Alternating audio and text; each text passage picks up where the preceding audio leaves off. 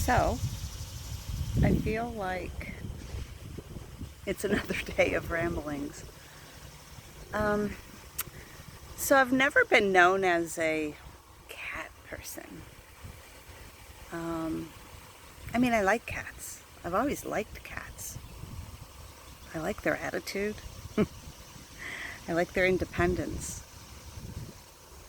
But, and maybe some of you can identify with this. And I always chalk it up to being a Cancerian. The need for nurture is very strong in me. And cats, domesticated cats, definitely have, we've caused or created them to be dependent on us, right?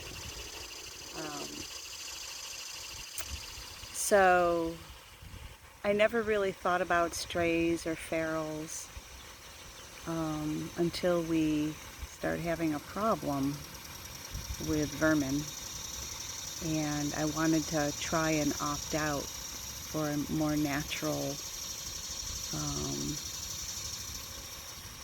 eco-friendly solution. So I started exploring adopting barn cat, feral cats. I learned about, the trap, neuter, release program, which is phenomenal. They're really amazing people that are dedicated to the cause. And so what I've learned in the 7 weeks of being the caretakers, I don't own them by any means, the caretakers of these two feral cats, Loki and Jinx, is that they could survive quite well without me. And what I provide them as far as shelter and food and a safe place if needed is really a convenience for them. But in and of itself, I don't think that it domesticates them. And I'm okay with that. There's a part of me that's totally wanting that. Like, I need independent, working cats. But here's the thing. I am learning so much from the specific medicine that feral or semi-feral, because Loki is more semi-feral and Jinx is completely feral. So I've got varying degrees of trust and acceptance, or lack thereof, of my presence, no matter what I'm offering them. But it's very specific medicine. It goes way beyond domestic cat medicine, and dare I say, even different than, but maybe closer to wild cat or big cat medicine or bigger cat medicine. So because I am who I am, and I love filling a need for others, I am learning so much from them in just these 7 weeks that they've been here. And I remember back a while ago, I don't know, maybe 3 months ago, 2.5 months, whatever, it's probably 3 months ago. I'm a firm believer that the completion or the complete cycle of manifestation is there has to be the prayer, the request, And then there has to be a state of stillness or meditation, which is a state of receivership. And when you do one without the other, it can get kind of glitchy for us, and then we start doubting our manifestation potentials and abilities because we don't quite get what we thought we needed. So it becomes a whole, like, human ego state of being, right? And we don't even realize it. So I had requested, I needed further teachings and lessons and learning in a deeper state, a truer state of emotional detachment while still remaining the nurturer.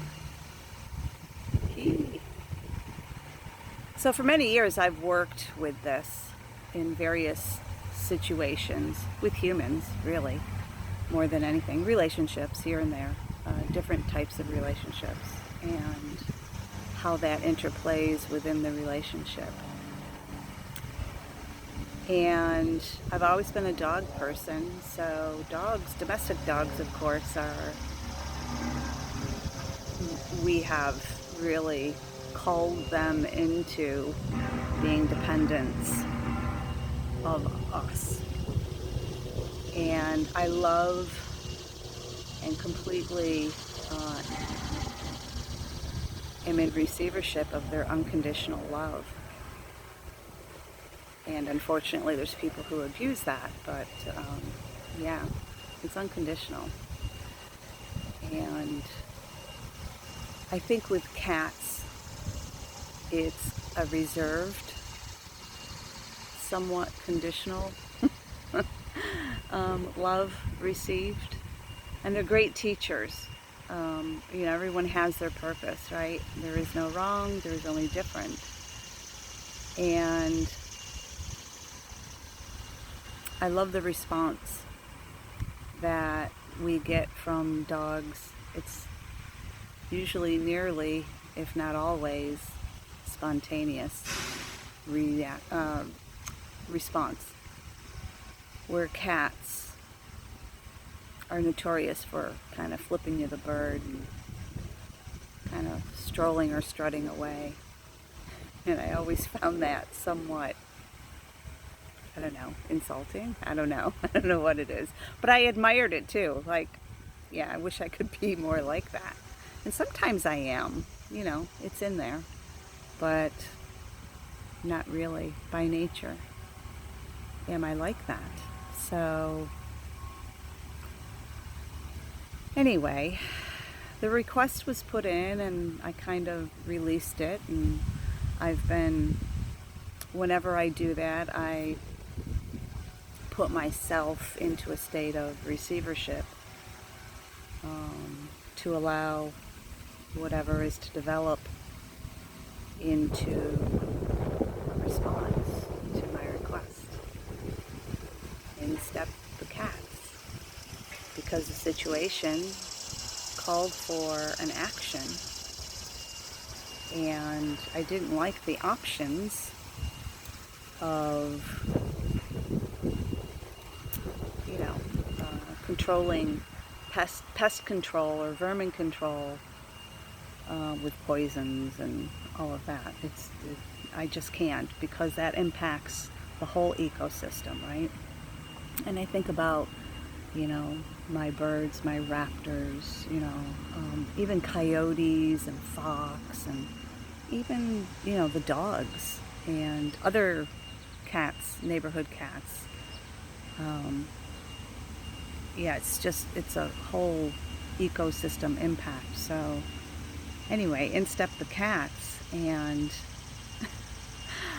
I had a good chuckle with myself this morning when I've gone through the last couple of weeks. I've gone through this roller coaster of emotions from finally releasing Loki and Jinx out of the enclosure. a really nicely set up enclosure too. I mean, it's really nice. And just them disappearing and